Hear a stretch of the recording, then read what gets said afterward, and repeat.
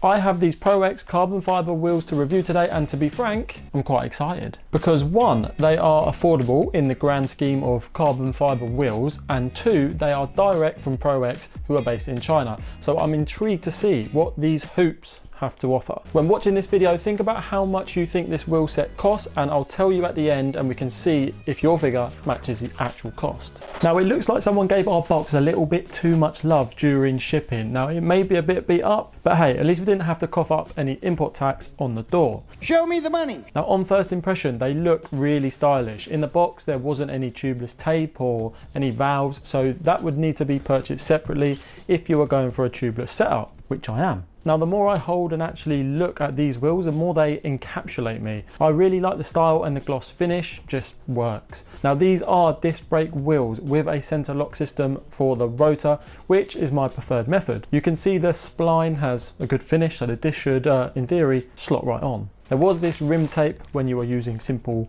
inner tubes. Now for the juicy details, the sizing. Now when you look at these wheels initially, they look wide, like noticeably wide.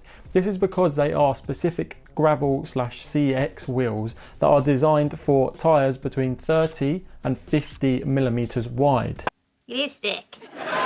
They also have this little bulge in the center of the rim because it's a convex shape, so it's wider in the center of the rim than it is at each end. You can get this wheel set in various depths, but I opted for the 33mm deep set. I'm not planning to go on any rapid gravel races, so I figured 33mm deep would be good for my needs. So you can get 28, 33 and 44mm deep in this wheel. Now for ease, I added the wheels to the Trueness stand that I bought on AliExpress a few months ago. On the front, I took 4 measurements, turning the wheel a quarter each time to give us an average. We had 33.4, 33.8, 33.5 and 33.5. So all slightly above the 33mm, but very close to each other. On the rear we have 33, 33.3, 33.8 and 33.3. So slightly smaller, but again, not bad considering they're all very similar to each other. To be honest, this is not the most important measurement by any means. It's just me waving my caliper around.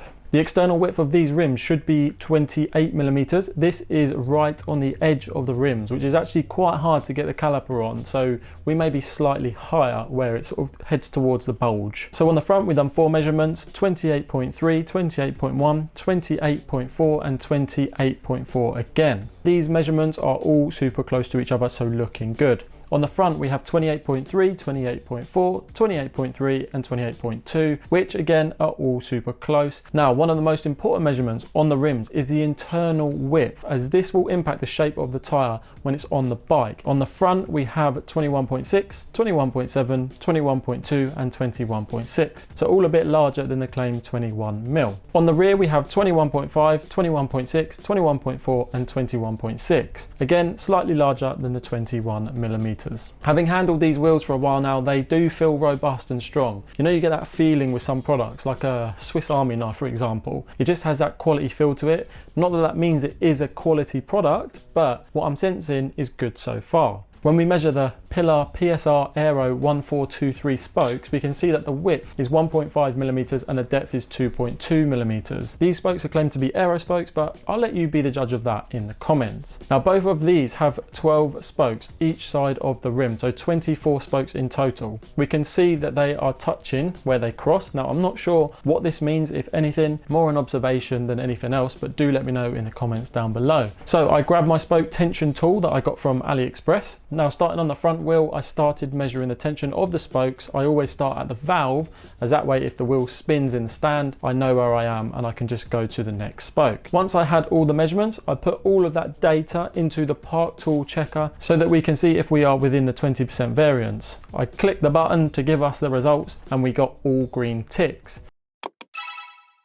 Now, measuring the spoke tension is actually much easier if you have another set of hands, so grab a human off the street if you need to. Anyway, onto the rear wheel, and I followed the same procedure using the spoke tension tool to measure each spoke, making note of the readings. The data can then be fired into the Part Tools app again, and we get our results, all green ticks. Now, if I change the variance to 15%, 10% or 5%, we can see that we still have green ticks, so everything is good. Now, ProX have developed their own mold disc brake hubs called C98 dB, which sounds like some sort of sci-fi robot. I am unique. Now what this does is heavily reduce the cost of these wheels, because using hubs like DT Swiss, for example, will shoot the cost up. Now these hubs have a 6-pole Freehub design and come with ceramic bearings, which supposedly make the wheel spin for a long time. We shall see about that. For these wheels I went with a Shimano 11-12 speed Freehub, as I'll be using a 1x11 setup for the gravel bike that these fancy donuts will be attached to. Now I gave both of the wheels a good spin to really try and see and feel if the hubs had any grinding or ticks or noises, but honestly they were super smooth. When they were spinning in your hand you would be able to tell if there was something wrong, but everything was okay. It wouldn't be a Wheelset review without a Freehub sound check. Personally, I like the noise of the Freehub because people can hear me coming when I freewheel. It's basically like my bike announcing my arrival. Now for the wheel Trueness checks, and this is where my £130 AliExpress bike stand with micrometers is really going to come into play. The good old human eye is also a good judge. Starting with the rear wheel, we can check the roundness or radial trueness, should I say, using two methods, by sound and by measuring. Now to check by sound, we simply push the metal of the truing stand against the wheel and then listen to see what happens. To simplify it, think of a spinning oval shape. You can see here when it gets close to the metal, it will scrape and then release, but a perfect circle will just be in constant contact and have a constant sound. For more accuracy, we can use a micrometer. Now I'm using a slightly different technique to what I used before based on what people said on my previous wheel review video. Now first, I look for the lowest reading on the rim, and then at that point I set the micrometer to 0. We can then spin the wheel and the micrometer will show the variance between the lowest point and the highest point. Now on the micrometer we can see that the deflection measures 50. Now each notch on the micrometer is 0.01 millimeters. So 50 notches equates to 0.5 millimeters, so half a millimeter, which is basically nothing. We can then do the same for the lateral trueness, or if you want the scientific term, the side-to-side wobbles. Now to check by sound, we can get the little jaw nice and close to the rim and give it a spin. Now you can see that there is hardly any deviation, which is a good sign. Then I got the micrometer set up on the lowest point, which does take some tinkering and adjusting. It's important to be accurate here though, so that we get an accurate measure. I then gave the wheel a spin and checked the deviation on the meter. We can see it was only 19. Now 19 marks on the gauge equates to 0.19 millimeters. So 2/10 of a millimeter, which is nothing basically. To give you some context, the average human hair is 0.012 millimeters. So this is very, very, very true. I swapped the wheels over and done the same checks on the rear. We can see that there was a slight variation in sound when checking for the radial trueness.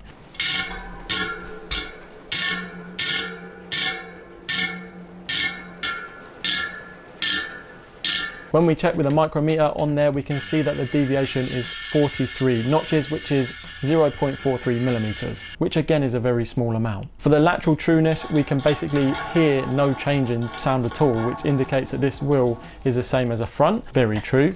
The micrometer confirms that, as when spinning the wheel, we only get a deviation of 17 notches, which is 0.17 millimeters. Overall, for this price point, I'm really impressed with the trueness of these wheels. It's nice to see that carbon wheels that are cheaper than well-known brands give such a good result in the stand. Now the weight of these wheels. Now being the eager beaver that I am, I forgot to weigh these wheels before they were set up tubeless, and I have a full video on the setup coming soon. However, with these wheels fully set up with 497 grams 43mm Panaracer Gravel King tyres, the front weighs in at 1,285 grams and the rear weighs in at 1,430 grams. Not bad for the wheels, the tyres and the sealant inside. So how much do they cost? I asked you to get a figure in your head as you watch this video, so if you haven't, I'll give you a second to think of one.